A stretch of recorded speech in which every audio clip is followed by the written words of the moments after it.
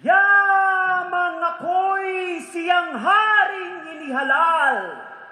Binubuksan ko na itong balagtasan. Saka ang nais kong dito'y pag-usapan. Bulaklak ng lahing kalinis-linisan.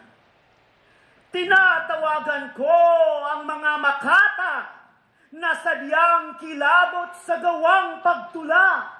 Lumitaw na kayo't dito'y pumagitna at magbalagtasan sa sariling wika.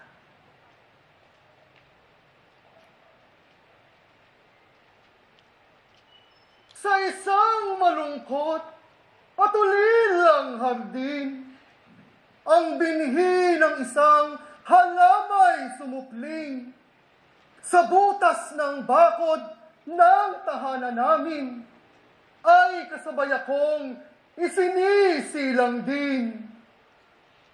Nang iyang halamay lumaki, umunlad, lumaki rin ako at tumibay ang pakpak. At nang sa butas ko ako'y makalipad, ang unang hinagkay katabing bulaklak. Luksang paru-paro, kampupot na iyan. Iyan ang langit ko, pag-asa at buhay. Ang unang halik kong katamis-tamisan, sa talulot niya ay nakalarawan. Hindi mangyayaring sa isang bulaklak, kapwa mapaloob ang dalawang palad.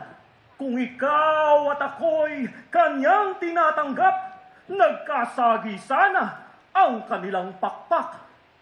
Sa kanyang talulot, kung may dumadaloy na patak ng hamog, aking ininom. At sa dahon ding iyon, ako nagkakanlong sa init ng araw sa buong maghapon. Paano ngang siya ay pagkakamalan sa kami lumaki sa iisang tangkay?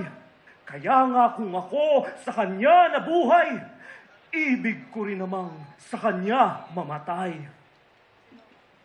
Huwag kang matuwa sapagkat kanaig. Nyaring bulaklak na inaaring langit. Pagkat tantuin mo sa ngalang pag-ibig, malayo mat-ibig, daig ang malapit. Saka ang sabi mong sa mutiyang kampupot, nakikiinom ka ng patak ng hamog. Kaunting biyaya na bigay ng Diyos. Tapang ng hiyamong ikaw ang lumagok. Ikaw ay isang uod, may bulukang taglay.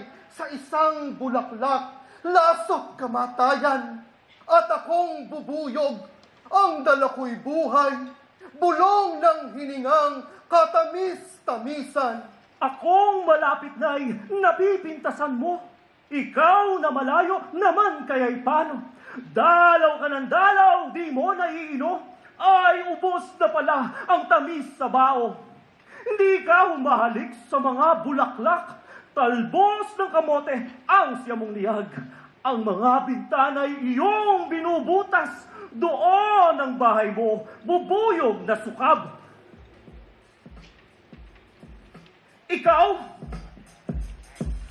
Ikaw ay tubuyog, ako'y paru-paro. Iyong mga bulong ay naririnig ko. Kung dinig ng lahat ang panambitan mo, hiyani kang pupot, ayaw na sa iyo.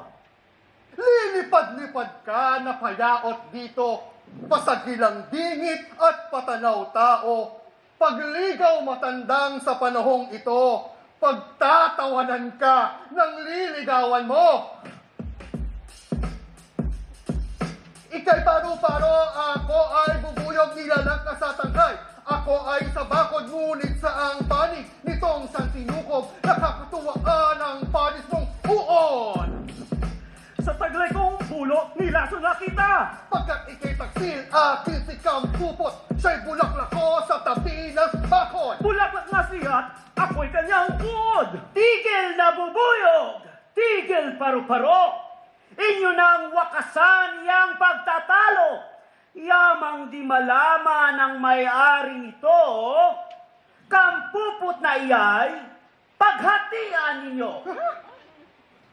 Kapag hahatiin ang aking bulaklak, sakay paru-paro, ibigay ng lahat.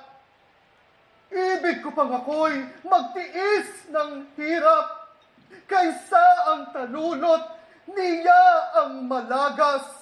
Kung hahatiin po'y ayoko rin naman, pagkat pati ako'y kusang mamamatay. Kabiyak na kampupot, aanhin ko yan kung buuman sa aking kalamang. Maging si Solomon kilabot sa dunong, dito'y masisira sa gawang paghatol. Kapwa nagnanasa, kapwa naghahabol, ngunit kung hahatiin, kapwa tumututol. Ipahintulot pong sa mutyang narito na siyang si Kampupot, sabihin kung sino. Kung sino ang kanyang binigyan ng oo, o kung si Bubuyog, o kung si Paro-Paro. Ang kasintahan ko'y ang luha ng langit, ang araw, ang buwan sa gabing tahimik. At si Bubuyog Pot, paru-parong bukid, ay kapwa, hindi ko sila iniibig. Matanong nga kita, sinta kong bulaklak. Limot mo na baga ang aking pagliyag. Limot mo na bagang sa buong magdamag, pinapayungan ka ng 2 pakpak.